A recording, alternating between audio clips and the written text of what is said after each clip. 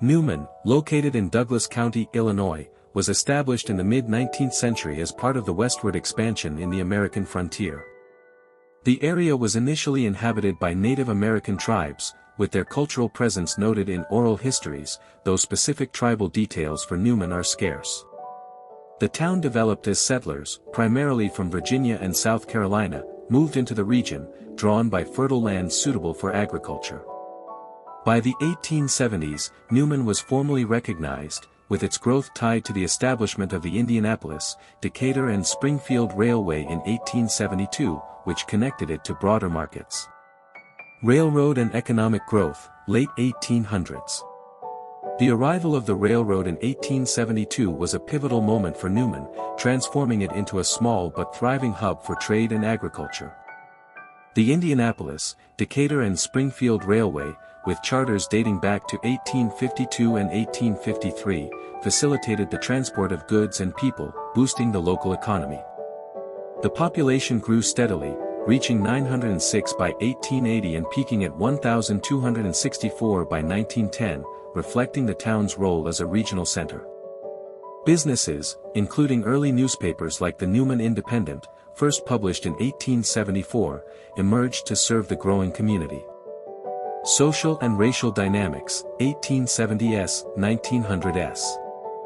Newman's history includes a troubling period as a probable sundown town, where African Americans faced exclusionary practices. In 1870, 43 black residents were recorded in the census, and a black cemetery exists in the town. However, after this period, oral tradition and a former resident's account suggest a policy of racial exclusion, summarized by the phrase, "Don't let the sun go down on you" in Newman. This likely contributed to the sharp decline in the black population by the early 20th century, shaping the town's demographic makeup for decades. Community development and institutions, early 20th century. Newman saw the establishment of key community institutions that strengthened its social fabric. In 1892, Mrs. O.B. Ficklin founded a small library with 114 volumes, followed by the Newman Women's Club establishing a members' library in 1909. Churches, such as the First Christian Church, 1863, and Methodist Episcopal Church, 1872, became central to community life, with records preserved from this era. The Newman, A Place We Call Home book, published in 2007 for the town's sesquicentennial, documents these community milestones. Modern demographics and infrastructure, 20th to 21st century.